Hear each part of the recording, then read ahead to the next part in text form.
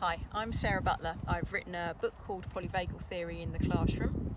This is my fourth video. I've made a video on what polyvagal theory is in basic terms, and then I've looked at the autonomic states, the three autonomic states. I've made a video on the ventral vagal state, sympathetic mobilization, and this one is about the dorsal vagal shutdown. Now, these three states are in a hierarchy. So we've covered the ventral vagal state, sympathetic mobilization. We're now down to the last state. This is when sympathetic mobilization hasn't been effective. In other words, that fight or flight, that mobilized state actually hasn't helped to find a sense of safety. And the body automatically goes into this third state. And this is a lot less common. It's not something that many people will have experienced as a complete hijacking in terms of their autonomic states, because it needs to be in a situation where there's something really life-threatening, something very traumatic. So in terms of the young people you're working with, these are the children who've experienced abuse, who've experienced trauma, who might have experienced a complete dorsal vagal shutdown.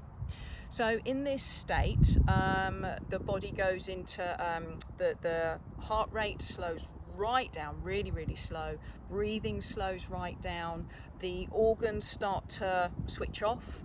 The brain disconnects itself from the body, so that connection that was there in the ventral vagal state has gone.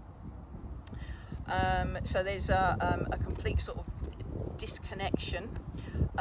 There's no movement, no energy in the muscles, no blood to the muscles, and so there's this kind of, it's sometimes called a flop state, because when somebody's in a complete dorsal vagal shutdown, they're not moving, they're not communicating. Bear in mind, if their thinking isn't happening, they're not able to communicate at all. Sometimes if somebody's in a complete dorsal vagal shutdown, they're not actually able to speak, they're not able to understand language, they're not able to connect with other people in any way.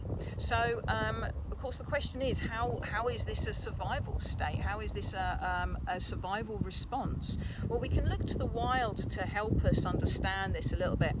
One side of it is, if you imagine a fox catching a rabbit, and that rabbit's still alive and the fox is carrying it in its mouth, you'd see that the rabbit would just go into this flop state where it looks like it's dead. Well, that can fool the fox into thinking that this isn't a fresh kill. Well, if it's not a fresh kill, it's not safe to eat it. So the fox will probably drop the rabbit and discard it. Then, of course, the rabbit is able to escape. So this is one strategy from the wild. We can see that example. To get us back into a safe place. The other explanation for the dorsal vagal shutdown is that it's preparation for death. It's in like I say, a completely life-threatening situation where there is no way out. The brain disconnects from the body to protect from the psychological and physical pain of dying. It's preparation for death in the most painless way possible. And so it's a very extreme state to be in, and most people won't have experienced it as a complete shutdown like that. You may well have experienced a dorsal vagal shutdown as a blended state with the ventral vagal state. And I'm going to talk about blended states in a little bit more detail, possibly in another video. I do talk about blended states in a lot more detail in my book.